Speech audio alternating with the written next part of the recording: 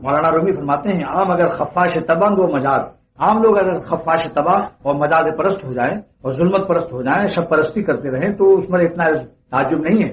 عام اگر خفاش تباہ و مجاز. ہاں یوسفہ آخر تو داری چشم باز. اس کے بعد فرمایا کہ گر خفاش رفت در کور و کبود، اگر کوئی چمگادڑ اندھیرے میں چلا جاتا ہے اور کوڑے کرکٹ میں وہ کچھ گندگی کھا لیتا ہے تو تعجب نہیں ہے. بعض سلطان دیدارہ بارے چبود، جس بادشاہی نے بادشاہ کو دیکھا ہو اور اس کی آنکھیں بادشاہ کی آنکھوں سے ہر وقت ٹچ ہوتی رہتی ہیں، اسے کیا ایسی حماقت کیا ضرورت پیش آئی.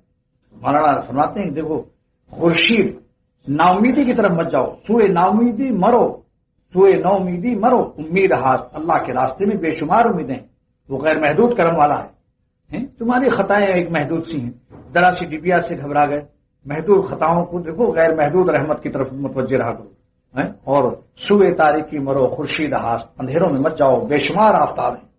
تعالیٰ کی رحمت کے بے شمار غیر محدود آفتاب ہیں، آفتاب ہی آفتاب ہیں. اس لیے کہتا ہوں کہ اللہ والوں کے آفتاب و قمر الگ ہوتے ہیں.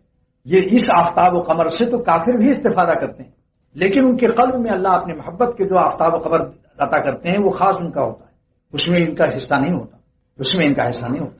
وہ آفتاب و قمر ان کے قلب میں ہوتے ہیں، جس کی وجہ سے ظاہری آفتاب و قمر سے وہ بے نیاز ہوتے ہیں، اس سے وہ بے نیاز ہوتے ہیں. بلکہ اگر ان کو اللہ تعالیٰ کی عبادت میں غفلت کبھی ہو جائے اور دل کے آفتاب میں ان کچھ بادل گھر جائیں تو گھبرا جاتے ہیں.